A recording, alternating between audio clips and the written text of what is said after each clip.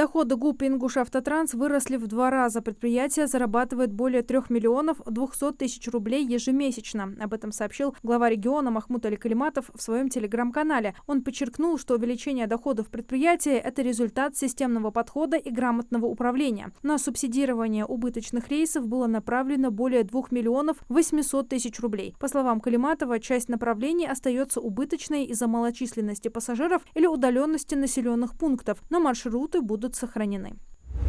27 сентября в Ингушетии пройдет экологическая акция по очистке берега реки Аса в рамках всероссийского проекта «Вода России». Об этом сообщил глава региона Махмуд Аликалиматов в своем телеграм-канале. Хочу отметить, что Ингушетия традиционно входит в число регионов-лидеров по уровню вовлеченности населения и количеству мероприятий, связанных с очисткой берегов рек и водоемов. В прошлом году несколько десятков тысяч жителей республики, волонтеры, коллективы министерств, ведомств и муниципальных образований, а также школьники, студенты и многие другие собрали около 8 тысяч мешков мусора и очистили порядка 100 километров береговой линии различных водных объектов республики. Эко-акции объединяют людей разных возрастов от 5 до 70 лет. К сожалению, статистика ежегодно показывает, что в Ингушетии собирают несколько тысяч тонн мусора. Считаю, что это серьезный повод задуматься каждому, кто оставляет мусор после себя. В первую очередь, это проявление неуважения к окружающей среде и к тем, кто заботится о ее чистоте. Хочу искренне поблагодарить всех жителей республики, неравнодушных к сохранению экологии нашей республики,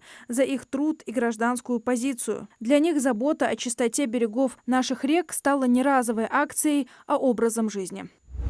Количество платежных карт, выпущенных на территории Ингушетии, за год увеличилось более чем на 14% и составило 667 тысяч единиц. На каждого жителя республики в среднем приходится более одной банковской карты. Об этом сообщает пресс-служба регионального отделения Банка России. Расширяется и инфраструктура для бесконтактной оплаты товаров и услуг. По данным на конец первого полугодия на территории Ингушетии функционирует 197 банкоматов и около 2400 посттерминалов. С июля 2024 года таких устройств в регионе стало больше почти на треть. За 6 месяцев с начала года по банковским картам в республике было совершено свыше 26 миллионов безналичных операций на сумму более 100 миллиардов рублей. По количеству операций 54% пришлось на оплату товаров и услуг, 35% на переводы между картами и 10% на снятие наличных.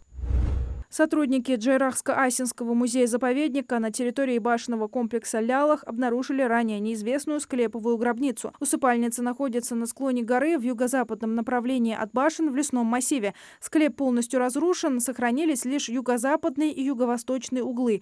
Постройка прямоугольной формы сложена из тесаного белого камня. В музее-заповеднике отметили, что для определения датировки объекта, выяснения наличия или отсутствия костного материала и воссоздания конструктивных особенностей сооружения требуются дальнейшие исследовательские работы.